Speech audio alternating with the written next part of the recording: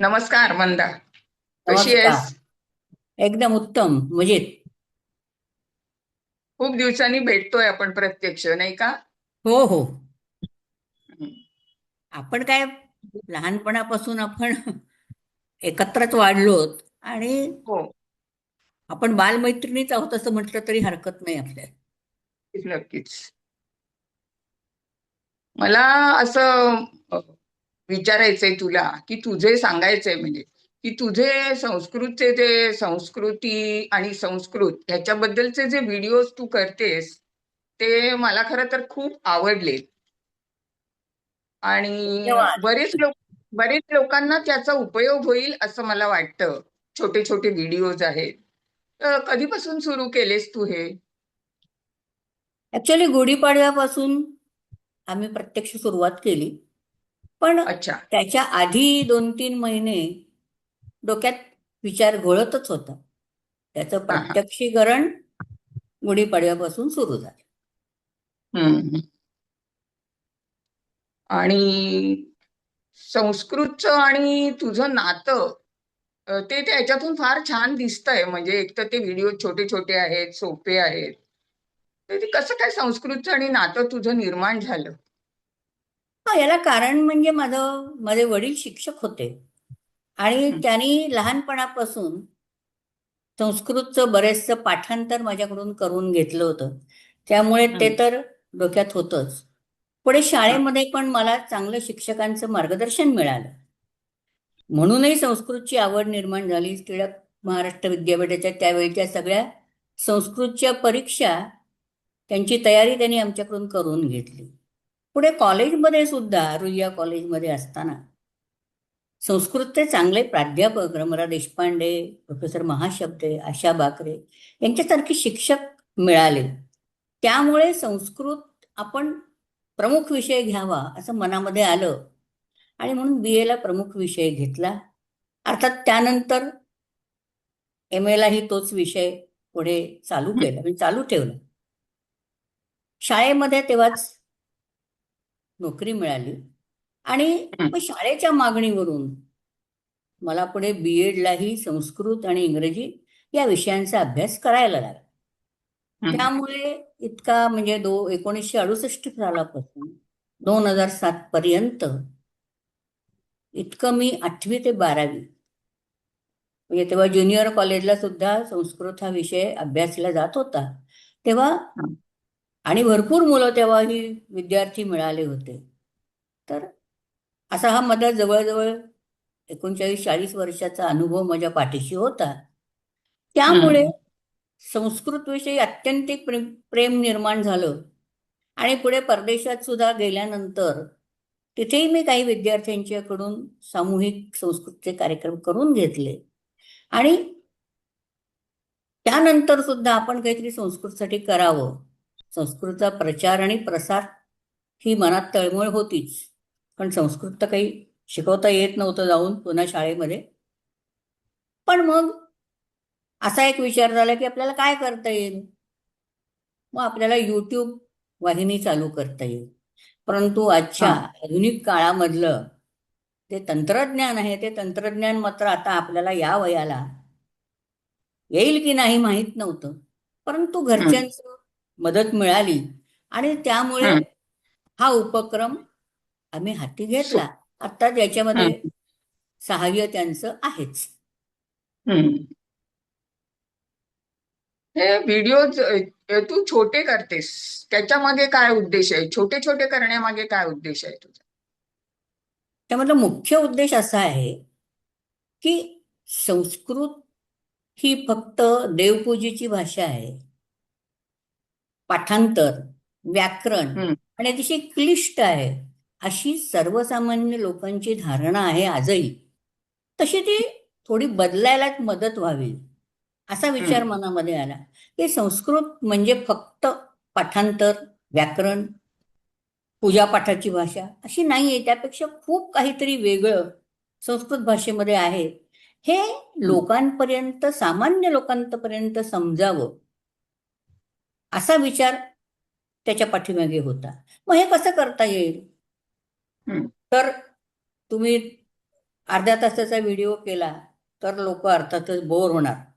कारण हं, हल्लीचं सगळं युग हे अतिशय फास्ट आहे असं म्हटलं जातं. सगळ्या गोष्टी पटापट पटापट लोकांना हव्या असतात आणि त्याप्रमाणे त्या मिळतातही. तेव्हा हं, लोकांना छोटं, म्हणजे आपण शॉर्ट बट स्वीट म्हणतो तसं हं, काही आपण लोकांना देता येईल का संस्कृतचं ज्ञान, असा विचार मनामध्ये आला. आणि म्हणून मी अतिशय छोटे छोटे व्हिडिओ, म्हणजे 5 मिनिटाच्या हं, वरती एकही व्हिडिओ नाही. हं, व्याकरण घेतलं तरी 2 वाक्य, 3 वाक्य, सुभाषित घेतलं तरी एकच, अशा प्रकारे मी छोटे छोटे व्हिडिओज बनवलेले आहेत. त्याच्यापाठीचा हं, उद्देश हा होता की लोकांना संस्कृत कठीण वाटू नये, सुगम, हं. सहज, सोपं वाटावं. आणि त्याच्यामध्ये खूप काही आहे, एवढं जरी लोकांना कळलं तरी आजच्या घडीला तेवढी पुरेसं आहे. बरं. आणि झालंय की त्यामुळे झालंय काय की संस्कृतची भीती, त्यातली क्लिष्टता किंवा व्याकरणाची बरोबर. भीती, हे सगळं नाहीसं झालंय. कारण मुळात काय असतं, भाषा ही माणूस भाषा आधी शिकतो. लहान मूल सुद्धा अगदी 2 वर्षाचं 3 वर्षाचं बोलायला लागतं व्यवस्थित भाषा. व्याकरण वगैरे हे भाग नंतर येतात. त्या दृष्टीने मला असं वाटतं की हे तुझे पहिली भाषा शिकवणं आणि नंतर मग व्याकरण त्याचं शिकणं, म्हणजे ती संस्कृतची जी भीती आहे, क्लिष्टता आहे, ती सगळी नाहीशी होईल लोकांच्या मनातली. नाही का, मला असं वाटतं. हो, आणि निश्चितच. हा, आणि त्याला घाबरून जे लोक आता संस्कृत पासून दूर गेले, संस्कृत ही हळूहळू मृत भाषा म्हटली जाते, तर अशा छोट्या छोट्या व्हिडिओज मधून लोकांना कळेल की एवढं काही क्लिष्ट नाहीये त्याच्यामध्ये.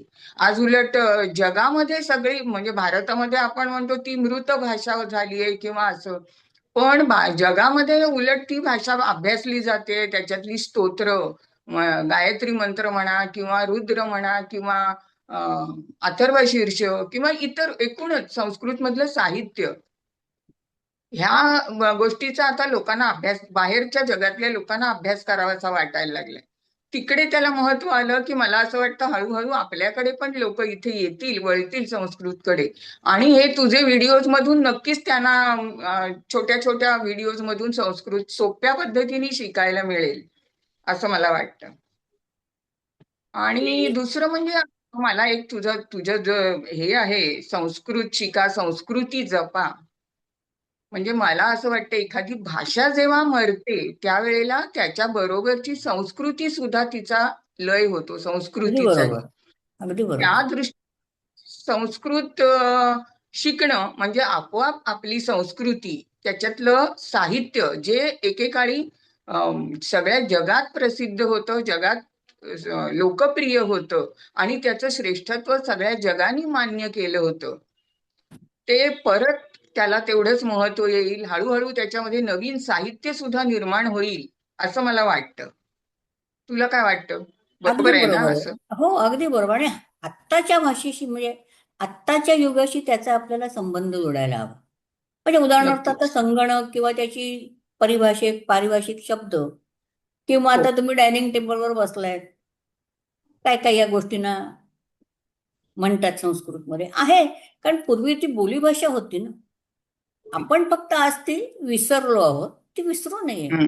सहज आहे, सोपं आहे. जसं आपण मराठीत बोलतो तसंच आपण संस्कृतमध्ये सुद्धा बोलायला आणि विचार करायला शिकलं पाहिजे. हा माझा हेतू आहे त्याच्या पाठी. हो. आणि तो नक्कीच सफल होईल. कारण काय, तू रोजच्या व्यवहारातले शब्द वापरतेस त्याच्यामध्ये. हा. आपला तू आता म्हणालीस तसं डायनिंग टेबल मधले किंवा डायनिंग टेबलवरचे किंवा आपलं संगणकाबद्दलचे, टीव्ही बद्दल, घरातल्या वस्तूंबद्दलचे पण तू काही काही व्हिडिओज हो, केलेले हो, आहेस की हो. आपल्या साध्या गोष्टींना, टेबल, सोफा, खुर्ची, दूरदर्शन म्हणजे टीव्ही, ह्या गोष्टींना काय म्हणतात त्याच्यातून आपण आपोआप जवळ जातो नाही का हो, संस्कृत हो, हो. भाषेच्या. नक्कीच, नक्कीच. ती सोपी वाटायला लागते. हो, बरोबर आहे. मग तोच माझा आता उद्देश आहे की म्हणजे सहजतेकडून कठीणाकडे, असं आपण म्हणतो ना, तसं थोडासा हा भाग आहे. आणि आपोआपच ती भाषा एकदा शिकली की मग त्या संस्कृत व्याकरणाची भीती वाटणार नाही लोकांना. नाही, नाही. एकदा, हा, तुला कसा काय प्रतिसाद कसा मिळतोय याच्यावर तुला स्वतःला? चांगला प्रतिसाद मिळतो. हा शैक्षणिक हा व्हिडिओ सगळे असल्यामुळे, म्हणजे एखाद्या साध्या व्हिडिओना जितके व्ह्यूज मिळतात तितके आत्ता मिळत नाहीये, पण तरी सुद्धा प्रतिसाद उत्तम आहे. अगदी म्हणजे सामान्य लोकांनी तर सामान्यातल्या सामान्य लोकांनी सुद्धा मला सांगितलंय की तुमचे व्हिडिओज आम्हाला कळतात. आता कळतात हं. म्हटल्यानंतरच तिथे सगळं आलं ना, म्हणजे हो. की त्यांना आवडतंय. आम्हाला पुढचा व्हिडिओ केव्हा पाठवणार असंही लोक अच्छा. विचारतात. हं. त्याच्यामुळे लगेच आपल्या मनात आपल्यालाही थोडी उमेद येते ना. तसं झालेलं आहे.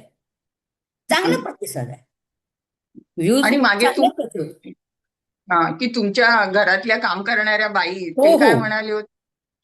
ती मी त्यांनी मला सांगितलं, जेव्हा मी त्यांना सांगितलं की असे असे व्हिडिओज मी का करते, त्याने ना आम्हाला द्या. म्हटलं अगं तुम्हाला कळणार आहे का? म्हणजे मला असं उगीचच माझ्या मनात संशय आला. म्हणजे तुम्ही पाठवा. मी पाठवल्यानंतर जेव्हा त्यांनी 2-4 व्हिडिओज बघितले तेव्हा त्यांनी मला येऊन सांगितलं की ताई, आम्हाला सगळं कळतंय. आत्तापर्यंत तर आम्हाला वाटत होतं खूप कठीण भाषा आहे, म्हणून आम्ही आमच्या मुला नातवंडांना सांगत होतो की नका घेऊ संस्कृत, कोण ते पाठ करेल, भटजींची भाषा ती. तर म्हणजे अशा भाषेत तिचा उपहास केला गेला होता. तर म्हणाले नाही, आम्हाला छान वाटतंय, मजा वाटते आम्हाला, तुम्ही निरनिराळे शब्द सांगता. म्हणजे अशा प्रकारे त्यांच्यापर्यंत सुद्धा हे व्हिडिओज गेलेले आहेत आणि त्यांना समजतायत, त्यांना आवडतायत. हे मुख्य आहे. मी सुद्धा माझ्या मैत्रिणींना पाठवले. हम्म. सुरुवातीला 1-2 पाठवले.